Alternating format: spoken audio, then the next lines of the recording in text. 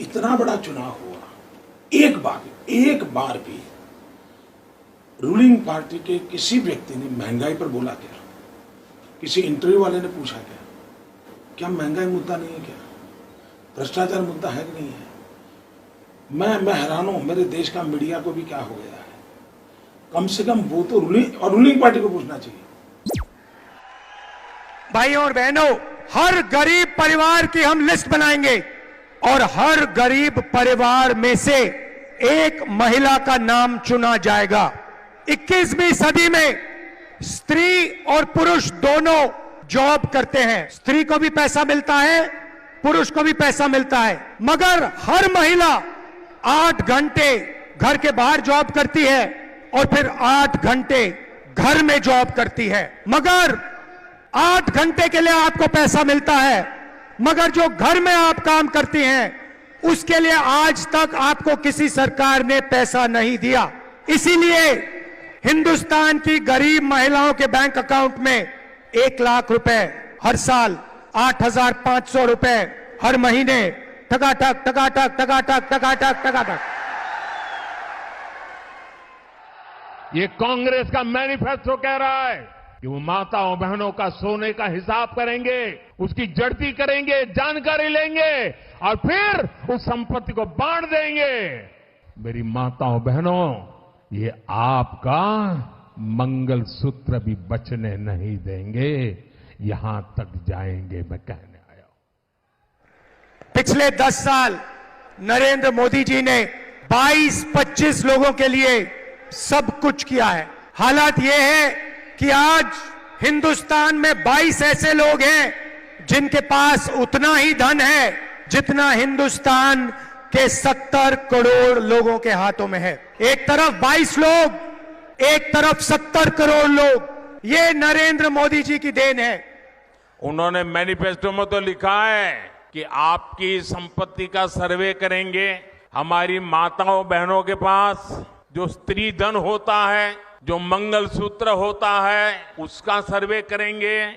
आप ये मत सोचिए कि जाति जनगणना सिर्फ कास्ट सर्वे है। वो जाति का सर्वे है, मगर उसमें हम इकोनॉमिक और इंस्टीट्यूशनल सर्वे भी जोड़ेंगे। मतलब क्या होगा, देश को पता लग जाएगा कि इस जात में इतने लोग हैं, दलित इतने, आदिवासी इतने, गरीब जनरल कास्ट इतने, इनकी आमदनी इतनी है और हिंदुस्तान की संस्थाओं में इनकी इतनी भागीदारी है। तो ये एक प्रकार से नेशनल एक्सरे मान लीजिए इसको, कि हम असेस करें कि 70 साल की आजादी के बाद आज सिचुएशन क्या है और इसके बाद हमें किस डायरेक्शन में जाना चाहिए। लॉजिकल है। और फिर उनके एक नेता ने तो भाषण में कहा, एक्सरे किया जाएगा, एक्सरे किया जाएगा। मतलब आपके घर में अगर बाजरे के अंदर डिब्बे में भी कुछ रखा है तो वो भी एक्सरे करके खोजा जाएगा। दीवार में कहीं रखा है तो उसको भी एक्सरे करके खोजा जाएगा। पूरा एक्सरे करने वाले की घोषणा की है। बताइए, आपको मंजूर है क्या? ये मंजूर है क्या? क्या स्त्री धन पर हाथ लगा सकते हैं क्या? क्या मंगलसूत्र पर हाथ लगा सकते हैं क्या? ये पंजे की ये ताकत। मैं सिर्फ ये कह रहा हूं कि हिंदुस्तान में आज 90% के साथ अन्याय हो रहा है।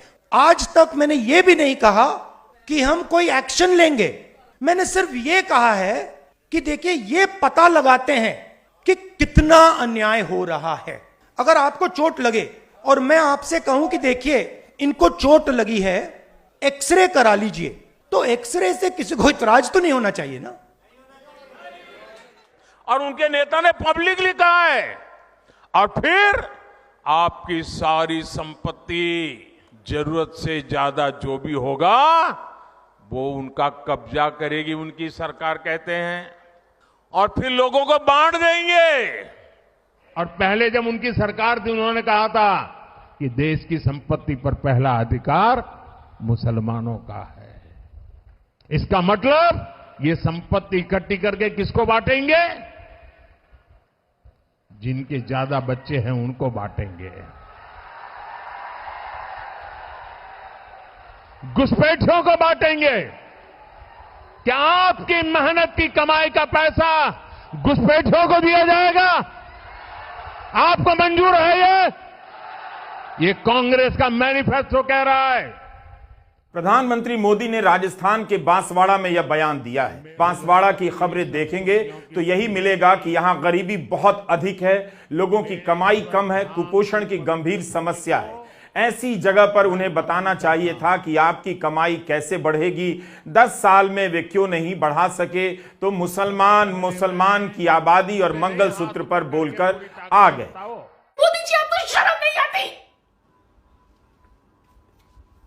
आपको जो सपोर्ट करता है उसके साथ ऐसा होता है, कोई कुछ नहीं बोलता।